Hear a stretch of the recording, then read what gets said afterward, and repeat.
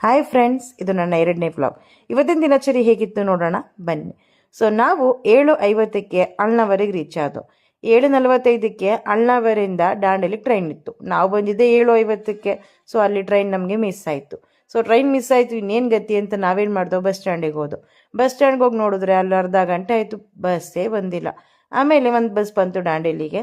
So ನಾವು catch ಮಾಡಿಕೊಂಡು ಬಂದಿದ್ದು ದಾಂಡೇಲಿ ಬಸ್ ಸ್ಟ್ಯಾಂಡ್ಗೆ. ದಾಂಡೇಲಿಗೆ ಬಸ್ ಸ್ಟ್ಯಾಂಡಿಗೆ ಬಂದಮೇಲೆ ಅಲ್ಲಿ ಒಂದು ರೆಂಟಲ್ ಬೈಕ್ ತೊಗೊಂಡು ಅದಕ್ಕೊಂದು 300ಗೆ ಫ್ಯೂಯಲ್ ಹಾಕಿಸ್ಕೊಂಡು ನಾವು ಹೊರಟಿದ್ದೆ ರೆಸಾರ್ಟ್ ಕಡೆಗೆ. ಸೊ ರೆಸಾರ್ಟಲ್ಲಿ ನಾವು ಚೆಕ್ ಇನ್ ಆಗಿದ್ದು 11 ಗಂಟೆಗೆ. ಸೊ ಚೆಕ್ ಇನ್ ಆದಮೇಲೆ ಸ್ವಲ್ಪ ಸ್ವಿಮ್ಮಿಂಗ್ ಪೂಲ್ ಇತ್ತು, ಇಲ್ಲೇ ಸ್ವಿಮ್ಮಿಂಗ್ ಪೂಲಲ್ಲಿ ಆಟ ಆಡಿಕೊಂಡು ಎಂಜಾಯ್ ಮಾಡಿಕೊಂಡು ನೆಕ್ಸ್ಟ್ ರೂಮಿಗೆ ಬಂದು ಫ್ರೆಶ್ ಅಪ್ ಆಗಿ ಒಂದು half an hour 1 hour rest ಮಾಡಿ ನೆಕ್ಸ್ಟು ಅಷ್ಟೊತ್ತಿಗೆ 1 ಗಂಟೆ ಆಗೋಯಿತು. ಸೊ ನೆಕ್ಸ್ಟ್ ನಾವೇನು ಮಾಡ್ದೋ, 1 ಗಂಟೆಗೆ ಲಂಚ್ ಇತ್ತು.